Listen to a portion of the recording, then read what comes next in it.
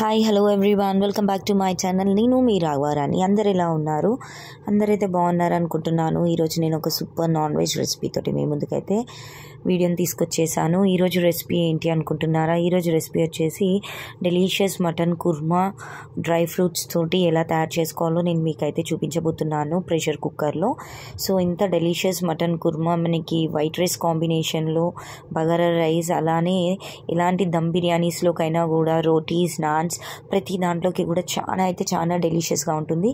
మరి ఈ సూపర్ రెసిపీని ఎలా తయారు చేసుకోవాలో మనం ఇప్పుడు చూసేద్దాం. సో ఇక్కడ ముందుగా నేనైతే కుక్కర్ తీసుకున్నానండి. 5 లీటర్స్ ప్రెషర్ కుక్కర్ తీసుకున్నాను.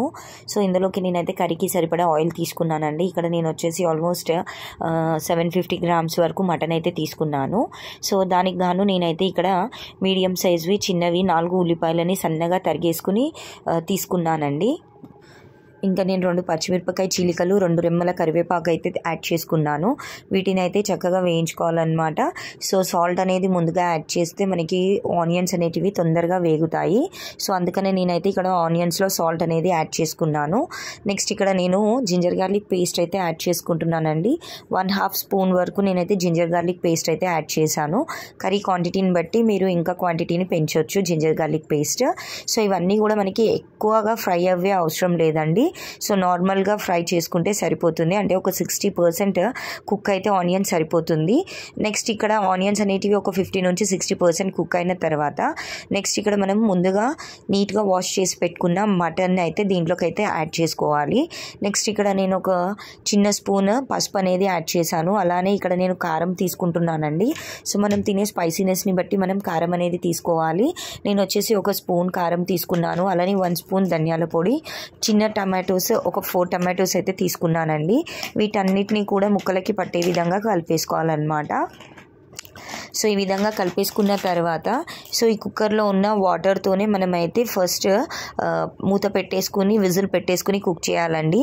ఎందుకంటే ఇంకా ఇందులో వాటర్ అనేది యాడ్ చేసుకునే అవసరం లేదు. ఆనియన్లో వాటర్, మటన్లో ఉన్న ఎక్సెస్ వాటర్ అంతా కూడా రిలీజ్ అయితే కుక్ అవ్వడానికి సరిపోతుంది. సో ఇక్కడ నేను కుక్కర్ మూత పెట్టేసి విజిల్ పెట్టేశాను. ఒక 2 నుంచి 3 విజిల్ల వరకు ఉడికించుకోవాలండి. సో నేనైతే మ్యాక్సిమం అన్నీ కూడా నేను కుక్కర్సే యూస్ చేస్తాను. రైస్కి ఏ దానికైనా కూడా నాకు మార్నింగ్ అనేది ఎక్కువ టైం ఉండదు కదా, అందుకని నేను కుక్కర్స్ ప్రిఫర్ చేస్తాను అనమాట ఫాస్ట్ కుకింగ్కి. సో ఇక్కడ మనము గ్రేవీకి అయితే ఈ గ్రౌండ్ మిక్చర్ని రెడీ చేసుకుందాము. దీనికోసం నేను 1 బిగ్ స్పూన్ గసగసాలు తీసుకున్నానండి, పాపీ సీడ్స్. అలానే ఒక 6 జీడిపప్పు పలుకులు, 6 బాదం పప్పులు, 6 పిస్తా పప్పులు, అలానే ఒక చిన్న ముక్క కొబ్బరి, పచ్చి కొబ్బరి, 6 ఇలైచీలు, దాల్చిన చెక్క, లవంగాలు, అలానే ఇక్కడ బే లీఫ్ అనేది తీసుకున్నాను. ఇవన్నీ కూడా ఫైన్ మిక్చర్గా చేసేసుకోవాలి, గ్రౌండ్ మిక్చర్. సో నెక్స్ట్ ఇక్కడ ఒక కడాయి పెట్టుకుని దాంట్లో ఒక 2 టేబుల్ స్పూన్ వరకు ఆయిల్ అనేది యాడ్ చేసుకుని ఈ గ్రేవీని అయితే ఇందులోకి ట్రాన్స్ఫర్ చేసుకుని దీన్ని అయితే చక్కగా ఫ్రై చేసుకోవాలండి. అంటే పచ్చి వాసన పోయే అంతవరకు దీన్ని చక్కగా కుక్ చేసుకోవాలన్నమాట. సో ఇలా కుక్ చేయడం వల్ల గ్రేవీ అనేది చాలా టేస్టీగా అయితే వస్తుంది. ఎంత డెలిషియస్గా ఉంటుందంటే గ్రేవీ చాలా అయితే బాగుంటుందండి. అసలు నమ్మరు, తింటే వదిలిపెట్టరు, అంత బాగుంటుంది. సో ఈ విధంగా మనము ఒక 2 నుంచి 3 నిమిషాల పాటు గ్రేవీని ఇలా బబుల్స్ వచ్చేంతసేపు కుక్ చేసుకోవాలి. సో ఈ విధంగా కుక్ చేసుకున్న గ్రేవీని మనం ఇప్పుడు మటన్ కర్రీలోకి అయితే ట్రాన్స్ఫర్ చేసుకోవాలి. ఇప్పుడు కుక్కర్ మూత తీసేసి చూద్దాము మటన్ని. సో ఈ విధంగా మటన్ అయితే కుక్ అవుతా ఉందండి. సో ఇక్కడైతే మనకు మటన్ కంప్లీట్గా కుక్ అవ్వలేదు. సో ఇక్కడ చూస్తున్నారు కదా, నేను వాటర్ అనేది యాడ్ చేయలేదు. ఇందులోనే వాటర్ ఎంత బాగా రిలీజ్ అయిందో. సో ఇప్పుడు ఈ గ్రేవీని అనేది ఇందులో యాడ్ చేసుకోవాలన్నమాట.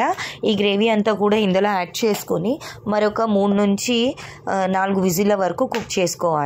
సో గ్రేవీ అనేది ఇందులోకి యాడ్ చేసేసి ఇప్పుడు చక్కగా కలిపేసుకోవాలి. అవసరం పడితే ఒక చిన్న టీ గ్లాస్ వాటర్ అనేది యాడ్ చేసుకోండి.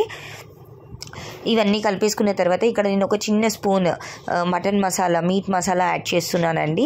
సో ఇక్కడ మీరు ఏ బ్రాండ్ అయినా వాడొచ్చు, ఎవరెస్ట్ అయితే బాగుంటుంది. సో ఇప్పుడు నేను కుక్కర్ మూత పెట్టేసి మరొక 3 నుంచి 4 విజిల్ వచ్చేంత వరకు నేను కుక్ చేసుకుంటున్నాను. సో కుక్ చేసుకున్న తర్వాత ఇప్పుడైతే కుక్కర్ మూత తీసి చూద్దాము కర్రీ కన్సిస్టెన్సీ ఎలా ఉందో. సో చూస్తున్నారు కదా, ఇప్పుడు కర్రీ అయితే చక్కగా గ్రేవీ తోటి ఉడికిపోయి ఇలా ఉంటుంది. మనం గ్రేవీని ఆల్రెడీ ఫ్రై చేసాము కాబట్టి మళ్ళీ ఇందులో యాడ్ చేసిన తర్వాత కూడా కుక్ అయింది కదా, కదా, చాలా అయితే డెలిషియస్గా అయితే ఉంటుంది. సో చూడండి ఇంత బాగా ఆయిల్ అనేది ఎలా చక్కగా సపరేట్ అయిందో కర్రీ నుండి. సో ఒకసారి మిక్స్ చేసేసుకుని, సో ఇంకా మనకి కూర అనేది ఇంకా దగ్గరగా కావాలి అనుకుంటే మనము దీన్ని ఇంకొక కాసేపు ఉడికించుకుంటే కర్రీ అనేది దగ్గర పడుతుంది. లేదు మనకి గ్రేవీ కన్సిస్టెన్సీ సరిపోతుంది అంటే ఇంకా కర్రీ అనేది టర్న్ ఆఫ్ చేసేసుకోవాలండి. స్టవ్ టర్న్ ఆఫ్ చేసేసి కొరియండర్ తోటి గార్నిష్ చేసేసుకుంటే సరిపోతుంది. సో నేనైతే ఇలా సండేస్లో నాన్ వెజ్ కర్రీస్ ఎప్పుడు తినాలనిపించినా కూడా మ్యాక్సిమం నేను కుకింగే ప్రిఫర్ చేస్తాను. సో ఫాస్ట్ కుకింగ్ అవుతుంది, మనకి గ్యాస్ సేవ్ అవుతుంది, కర్రీ కూడా చాలా బాగుంటుంది, తొందరగా అవుతుందండి. మనం నార్మల్గా వండినా కూడా ఇంత టేస్ట్ అనేది వస్తుందో లేదో అండి, కానీ ఇట్లా కుక్కర్లో వండితే మాత్రం కర్రీస్ అయితే చాలా డెలిషియస్గా ఉంటాయి. సో ఫైనల్గా ఇలా అయితే సర్వ్ చేసేసుకున్న సర్వింగ్ బౌల్లోకి. సో దీంతో పాటు నేనైతే దోసకాయ మటన్ కర్రీ కూడా కుక్ చేశానండి. నేను ఆల్రెడీ ఆ వీడియో పోస్ట్ చేశాను, డిస్క్రిప్షన్లో లింక్స్ ఇస్తాను చూడండి. Thanks for watching. Don't forget to subscribe my channel.